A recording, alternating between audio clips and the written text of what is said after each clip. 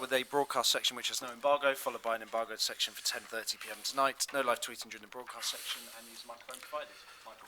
Long time no see. You alright? Yeah, good, Michael. Yeah, thank you.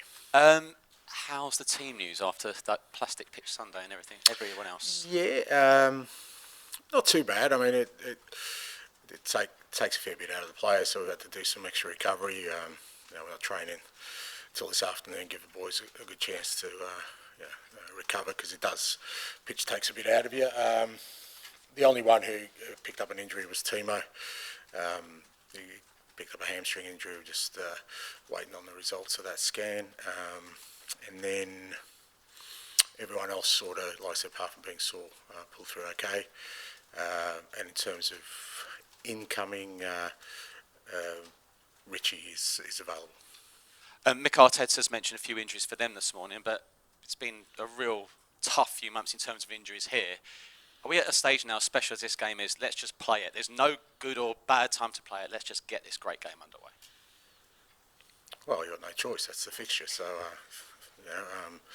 you've got to accept it. And, we've been in a situation for quite a while now. And obviously, hopefully some light at the end of the tunnel in terms of players coming back. Like I said, Richie, and it was good for Mikey to get an hour on the weekend, whenever it was. Lost track of days. Situation is what it is. But big game tomorrow night, and big game for the club, big game for our season, big game for our supporters. So looking forward to it. Mentioning Richie, obviously you said as well you need to look after him. It's been a while. Where are you in terms of bringing in another forward? Obviously that's the key. You've mentioned how far down the line are Spurs in that. Oh, it's hard to say. Like most other clubs, it's January is a difficult month to kind of really have any certainty about anything. Like I said, when there's a lot of things that need to come together, but I think I said last week that the club's working really hard in that area, and if there are any developments, we'll let everyone know.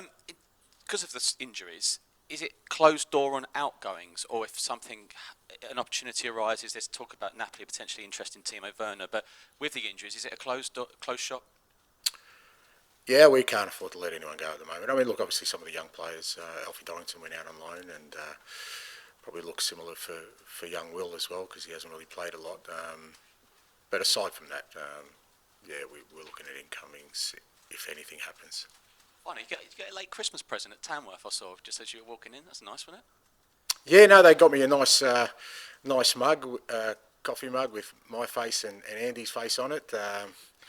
Couple of handsome blokes. I can look at that and remember that game fondly. Yeah, thank you. Good people. Cheers, Ange.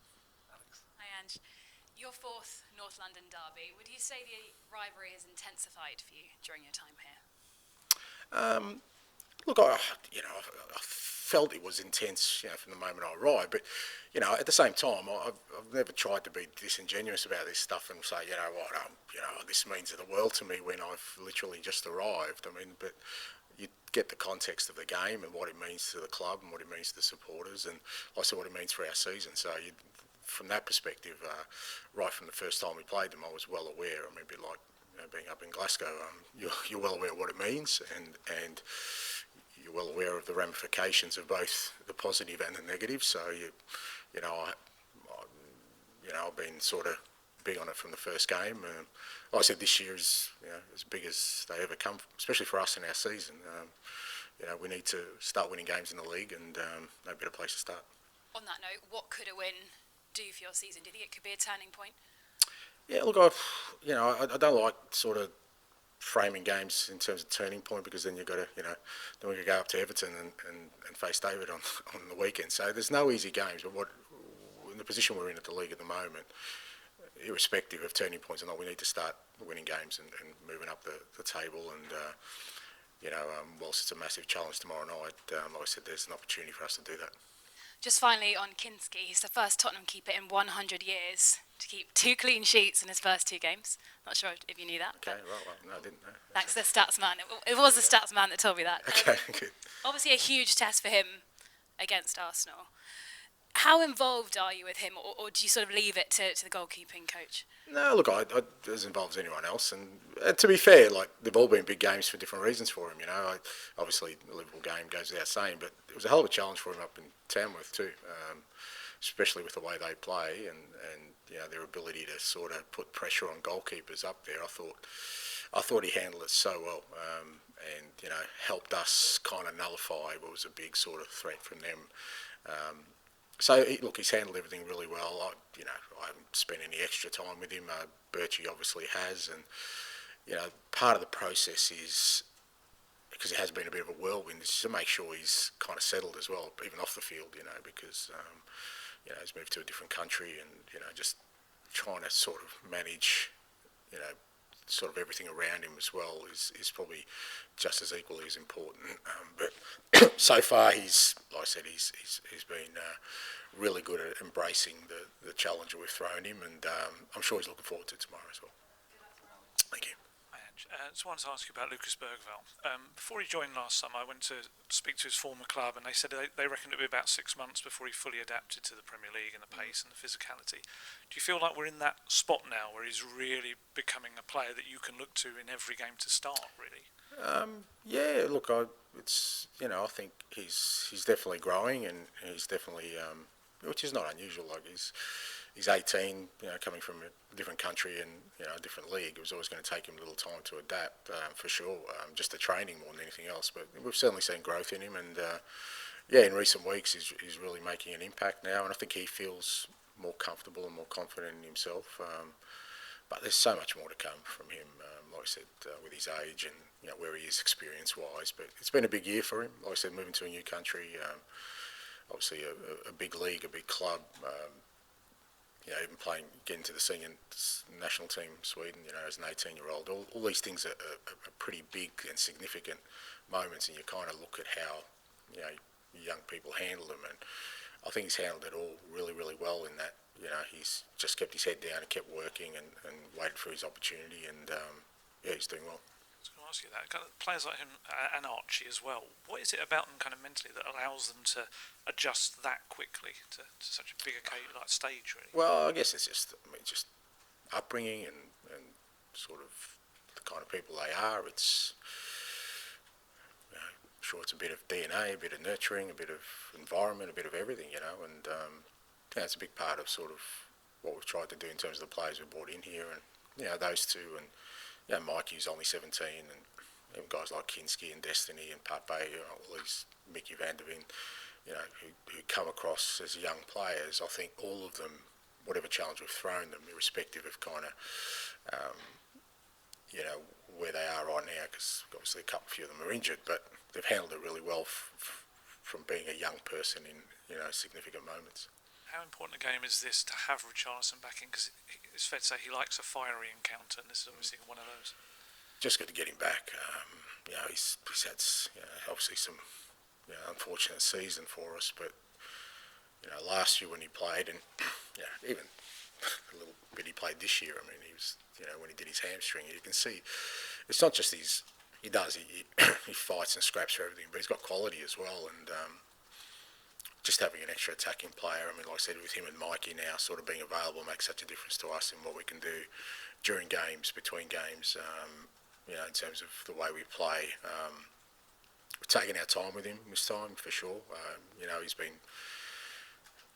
harassing me for the last sort of 10 days to be involved.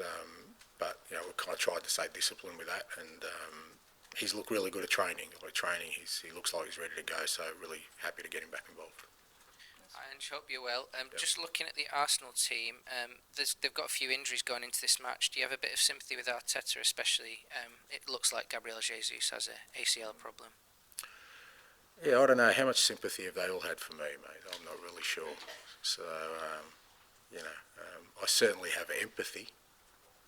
That's probably a better word, because I can't understand how challenging it is for any team, irrespective of kind of the size of quality, and I guess with all these things, it's, you know, the where the injuries hit and the areas they hit and the significance of who the injuries are to, or make it challenging. But I'm sure Mikel is, you know, not going to let that get in the way of him, putting out a team tomorrow night that will want to beat us.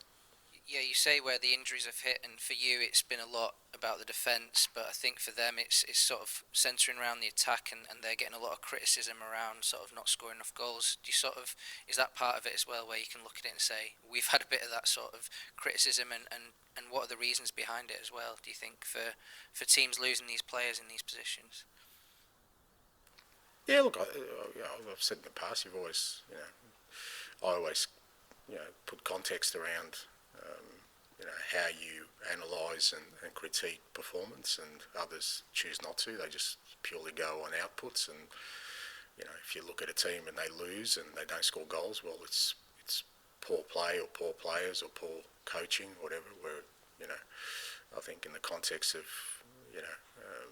cohesion, fluidity, if you've got injuries and disruptions, that does affect what you do. But I think, look, I've said before, I think we've obviously been hit really hard, but they're starting to accumulate for most clubs. I'll be very surprised if any club goes through unscathed the way the season is going so far. Bournemouth have had a couple now. Brighton. There's a few clubs who are now starting to rack up a few of those. Obviously us with our fixture schedule, we've probably been hit harder than most, but like I said, I'll be surprised if any club comes through unscathed this season. On the sympathy and empathy front, was the sort of cynical side of you maybe a bit happy that they played 120 minutes against Man United ahead of this game, because you also had to do the same? I'm not a cynical kind of person, mate. I enjoyed the game. I enjoyed the theatre. I thought it was a cracking game, cracking cup game, and two sides going at it, and enjoyed it. Hi, Ange. The rivalry with Arsenal became quite a big theme when you played Manchester City in May, with some Spurs fans seemingly wanting their team to lose or content for their team to lose. I just wondered what you learnt about the North London sort of rivalry from that experience. Nothing I didn't already know. I mean, it's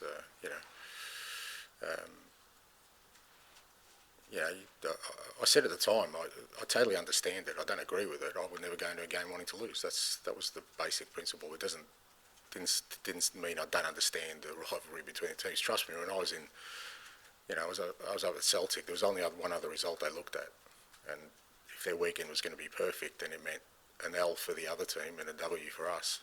That was a perfect weekend, not just a W for us. So I understand that, but it still doesn't mean I'll go in any game wanting to lose. I don't care what the fallout is from it. You said after that game that you felt the foundations here were really fragile, that 48 hours, that experience had taught you that. Could you just elaborate on what you meant by that? Mate, you're going back a bit, seriously, and you're plucking out probably a quote out of context, but there's been a hell of a lot that's happened since then, and right now we're in a different place. We're kind of dealing with different things. I still believe, as I said recently, that there's been growth in the team, but that hasn't been matched by results and consistency of results in the league. So we need to rectify that. That's got to be our main priority right now. And notwithstanding that, like I said, I think we've seen some growth, and hopefully with some light at the end of the tunnel in terms of players coming back. Hopefully that means we can sort of look at this back half of the season as something where we can make an impact. You feel then that the foundations are firmer now than maybe they were then? Yeah, look, again, mate, you're asking me to comment on a quote. I don't even remember the context, but yeah, if you want to sort of frame it that way, yeah. Okay. Finish this section with George, please. Hi, Ange. Pardon me. Mikey's illness sort of come at an unfortunate time for him, because I presume he would have got a lot of minutes over these last 2 months. He is only 17, obviously with Timo out. How kind of ready is he to come back and make an impact over these next few weeks? Yeah, look, he's worked hard at training, and you could see on the weekend he needed some game time. He started off pretty slowly, but by the second half, I thought he sort of grew into the game, and look, we used him significantly in the first half of the year, and he made a real impact, particularly in Europe. I thought he did really well, and we expect him to do. I mean, that's why we kept him with us. That's why he's part of the first team setup, and like I said, it's good to get him back because you know he is a player who we know can make an impact in games. And you took some stick at Tamworth, didn't you? In very good spirit as well. You're going to get more pelters, I'd imagine, tomorrow night. Is that not going to really compare to Tamworth, or just something you brush off? Yeah, look. As I said after the game, credit to Andy and his players and the people at Tamworth, the football club. I thought they did themselves proud on the day with the way they presented everything. 90% of the crowd were very good and enjoyed the banter. There was 10% that were pretty unacceptable. The stuff I heard was pretty vile and detestable, getting things thrown at me. Not a great experience, mate, but we're expected to be the bigger person. I would love to turn around and not be the bigger person in that moment, but you deal with it and you go on. And just finally from me, start of this season, there was talk about you didn't win away at a top six club last season, and you obviously ticked a few of those boxes, won at both Manchester clubs and beat Liverpool in the Cup and Man City in the Cup. How much would you sort of love for a win at Arsenal? This team, the club's not won it at Arsenal since 2018, to be the next sort of thing this group of players can tick off. Yeah, look, all these things are challenges we need to overcome. And look, everything to one side, you know, it's a derby, it's a big game. So irrespective of what's gone on beforehand, even if we were flying and in top position, it wouldn't change the significance of this game. You understand that it's a standalone fixture in that it means a hell of a lot to our supporters, to our club. So that's the focus, and that's what we've got to try and sort of really hone in on in terms of us wanting to really bring our best performance of the day so that we can make our supporters happy.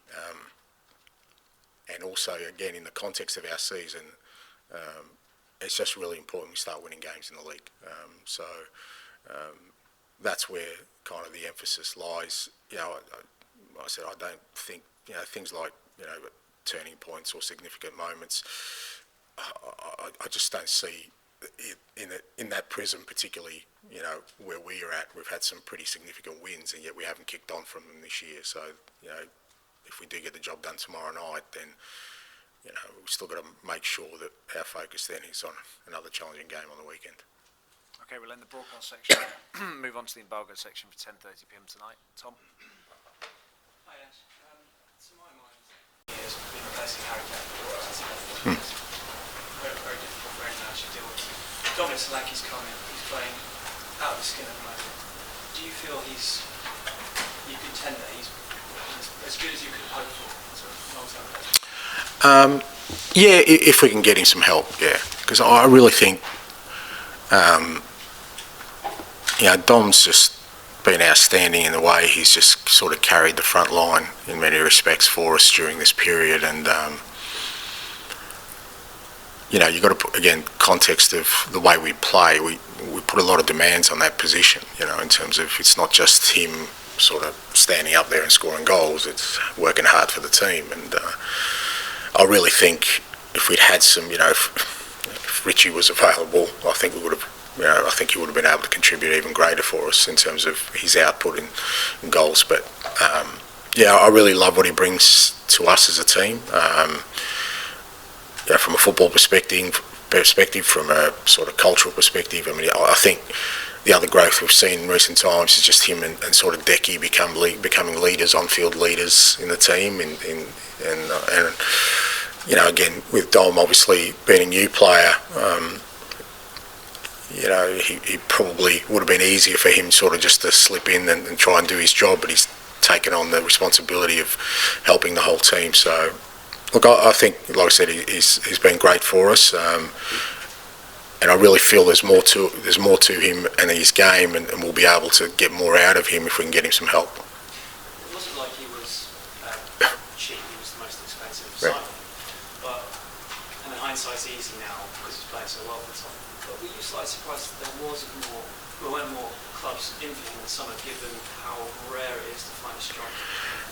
Oh no, I mean I don't know who else was in for him. I'm just glad we got him. I think you're fine in terms of outlay. If you're trying to sign a striker, sort of with proven pedigree these days, it's pretty hard not to sort of spend, because like you said, clubs know how difficult it is to get those types, especially, you know, for me, Dom was kind of proven in that, you know, sometimes when they play in other leagues, you go, okay, how are they going to go in the Premier League? But he'd already done it in the Premier League, and you know, he'd shown some real growth in his time at Bournemouth. So you know, nothing's a sure thing, but I really thought it was a real kind of safe bet for us, that we knew what we were getting. You know, we're getting a proven sort of Premier League striker that was going to fit into our style of play, which is the most important thing. But even in terms of sort of what I was hoping for, I think he's exceeded that in my mind. Just one question on Lucas. Before he signed, sort of watching the videos before he came on, his driving runs, which we've seen in the last few games, did remind me a little bit of the way Jude Bellingham runs forward, and also the fact that he seems to be able to play in all of the central midfield positions. Is he almost from a similar mould to Jude? Hard to say in terms of, you know, it's always hard sort of comparing players, but he does seem to have that sort of unique ability of you know, not unique ability, but unique sort of traits of being able to play those different kind of roles in midfield. So, you know, usually midfielders will tend to sort of one way or another, but he seems to be able to sort of, you know, cover the sort of defensive side of the game, have the technical ability to sort of, you know, dictate tempos, but also the running capacity to break lines. And I think he's got goals in him as well. You know, I mean, obviously he scored his first one, but you know, from what we see at training, he's a good finisher. So that's the exciting bit. But again, we've got to temper that with he's 18 and he's still got a lot to learn. But you know, from my perspective, that's exciting in that, you know, we're trying to build this team is, you know, the fact that we got, you know, I think there's a few players in our team that are sort of multifunctional in that way. Just gives you a great scope with what we're trying to create moving forward. Angelo, getting back to goalkeeper, as you said, brilliant against Hamilton, the aerial stuff. You'll probably have a lot of that against Arsenal as well. Is that a different challenge, the same sort of challenge? Yeah, well, look, it's a different challenge, but it's more got to do, I guess, with mindset in that, you know, he was prepared to embrace that challenge, and I think he's prepared to embrace the challenge of, you know, we all know how, you know, we found out in the last game just how strong they are on offensive set pieces and the players they've got in there in terms of both delivery and execution, and you need, you know, you need to be well organised, but you also need your goalkeeper to play a pivotal role in that. And I think so far what I've seen of him, and you know, he's embraced those challenges. You know, it's not easy. You know, you go to a place like Tamworth and they're throwing balls literally under the crossbar, and you've got about 20 bodies around you to deal with. And it's, as much as it's about technical ability, I think it's more about sort of mindset and tackling that. And he didn't shy away from it, which I thought really helped us, because then that gives confidence to the players around him that, you know what, if it's in his area, he's going to come for it. So then we can sort of focus on our job. Obviously, a lot's been made about Arsenal over the last 18 months and their set pieces. And last year, a lot was made about you defending your set pieces. Yeah. It's changed, hasn't it? And what have you done? How have you?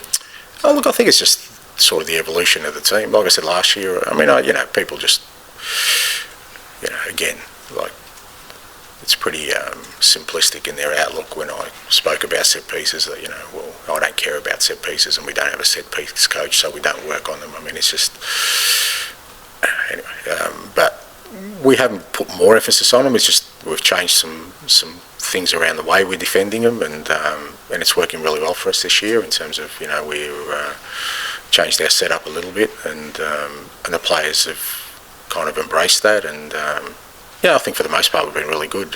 Yeah, like I said, that obviously when we played them at our place, you know, they scored a good goal, and that was the difference. But they've done that to a lot of teams. I don't think that's just to us, but for the most part, I think we've handled set pieces really well, and we will have to tomorrow, because like I said, they've got good delivery, which is always difficult, doesn't matter what your setup is, you know, especially Declan Rice, he delivers a great sort of corner in, and they've got some big guys in there, so we're going to have to be ready for it. But you have to be ready for things like gamesmanship against Arsenal, anybody else? I know Newcastle are quite good at it as well, but Arsenal on Sunday, winning a penalty, scuffles off the ball, things like that. Do you have to tune in?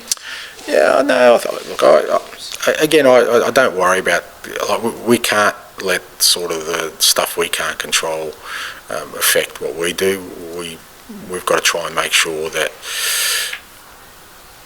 we just focus on executing our game plan and our football, and I don't sort of, I've never sort of worried too much about those kind of things in terms of, I think they can end up making you take away your focus on what's important to us, because ultimately what's important to us is if we play our football and we play a real high tempo game and really sort of maintain a real intensity in it, that whenever we've done that this year, we've been a hard team to stop, and it's only when we've kind of gone away from that for whatever reason that we've allowed the opposition to get on top of us. Dan. Just on that, Ange, I think everyone, or most people, expected the Liverpool game to be more open than it was, especially after the 6-3. I certainly felt the same about the last North London derby. It was a bit cagey than I thought it was going to be. I mean, how do you think the game's going to go? What kind of match? Yeah, it just depends. I think a lot of those things are kind of sometimes just game state. If there's an early goal, that might open things up. It might close things up. It just depends. I think usually kind of, the higher the stakes, the more sort of, like I said, human nature players and get a little bit more cagey about the way they play. But for us, like I said, even though I know you said the Liverpool game was a lot tighter, I still felt what sort of got us, the outcome in the end was that we started the game at a real high intensity. I mean, we had a great chance. I mean, obviously we lost Rodrigo early, but we started the game really high intensity and we finished really strong. And I think we've probably finished stronger in that game because of, we maintained a real high tempo in that first half. And I think it'll be important tomorrow night as well that, we start the game really well, try and play as high tempo as possible, and then hopefully, the physical conditioning we have allows us to sort of get on top of them late. You talk about an early goal there. It feels like it's a difficult moment for Arsenal in the confidence that are in front of goal. There's a bit of unrest from the crowd. Can you use that? If you go ahead early, or even if you keep it tight for a long time? Yeah, look, again, they're the kind of things that you may say that, but I don't. That's not how I prepare for a game. I'm preparing for a game that Arsenal are going to be at their best, and if Arsenal are going to be at their best, we're going to have to be ready for that. If we go into a game thinking that maybe they're just not at it, then I think you fall into a trap of not preparing in the right way, because irrespective, their form up until the last couple of games was pretty compelling. If anything, I was reading how they turned things around pretty significantly, and I think they had. I think once Odegaard came back in the team, they were looking very, very strong. Look at their results apart, and like I said, it's really the last couple of games where people have sort of all of a sudden dropped off them, and that's the nature of football these days. It's like a week, 10 days, all of a sudden, somebody who people were saying was flying, all of a sudden is struggling. I don't buy into that. I still think they're one of the top teams in the country. They've got some fantastic footballers. They're well organised. They work hard for each other, and it's going to take a massive effort for us to knock them over. And finally, for me, Archie Gray, you keep saying he's not a centre-back. For an 18-year-old, it strikes me he looks quite good there. Is that because he doesn't want to play there, or is that just because that's fundamentally not his position? Could he end up there? No, Archie wouldn't dare say he doesn't want to play a position. He's not a centre back because he's never played at centre back. He's playing there for us now, and he's doing a hell of a job. But that's not where I see him and the attributes he has. I definitely think he'll. Again, a bit like Lucas, I think the beauty of it is that he's got some real unique traits, which means we can use him in a lot of areas, but I don't see centre back as where his ideal position is. I think, but that notwithstanding, he's done an outstanding job for us. Okay, last couple, Tom, and then finish with Alan, please. For all the kind of noise about the Tottenham defending this season, Spurs actually have only conceded 9 goals away from home, which is actually the best record in the league. I was wondering if you kind of have an explanation why the team. You don't want to hear my explanation. You'd rather hear that that I don't like defending and we don't defend and we're open and we've got this ridiculously high line and we get torn apart in every game. That's what you want to. That's the narrative. Look, considering the challenges we've had, I think our defending this year has been very good. We've obviously got blown away in a couple of games, the Liverpool game significantly, and the Chelsea game. But aside from that, even the losses we had, they're only by a goal and very tight games. And I think it's been a collective approach of us working hard defensively. But I think what's let us down is just, I think I've said it before, just moments in games. We've lost focus. Even games where we've defended really well, we've just switched off in key moments, and it's really cost us. Whether that's home or away, and still kind of we need to sort of, that's the area we need to sort of eradicate. But at the same time, like I said, I mean, Tony's the 4th keeper we've used this year. I mean, we've had I don't know how many different back fours, and anyone will tell you that cohesion and communication, understanding between defensive units is key, and we haven't had that. So considering all that, I think for the most part our defensive setup has worked, mainly because I think just how hard the team works as a unit. It's not just about the back four, and I think because we do work so hard, we make it difficult for oppositions to create a lot against us. The numbers do sort of suggest that criticism is slightly exaggerated. I mean, do you think well, it doesn't fit the narrative, does it? That I'm just one-dimensional and pretty simple in my approach. So that it's much easier to say that I don't care about defending or set pieces, or we don't work on defensive setups, and all I care about is. So it doesn't fit that narrative. But I do know that to have success, you need to be strong defensively. You need to be, and in fact, the majority of our work is what we do when we don't have the ball. Now, that doesn't mean defending. That means pressing the opposition really aggressively so that we get the ball higher up the park and we create more chances. So it's still about scoring goals. But look, we work hard on that aspect of the game. Just on Arsenal, it seems like their only problem at the moment is converting chances. I wonder if that's something that you analyse, that you think certain players or certain positions they're not quite lethal as. Look, I think we're guilty of that at times. I've said before, I think we've had some moments where we've been wasteful this year, where we really, whether it's games we should have put away and we didn't, and other games we've had really good chances and we've sort of haven't taken them, and then the opposition go up and score. So it's kind of still the hardest part of the game to sort of solve for everyone. It's as I said before, the Tamworth game, scoring goals is still the hardest thing. It's what makes our game so exciting, is that irrespective of the quality you have, the ability to put the ball in the net, sometimes it just needs to come off somebody's backside and go in, and then you're happy, mate. And it's just as good as somebody putting it in from 30 yards top corner, But that's the nature of football.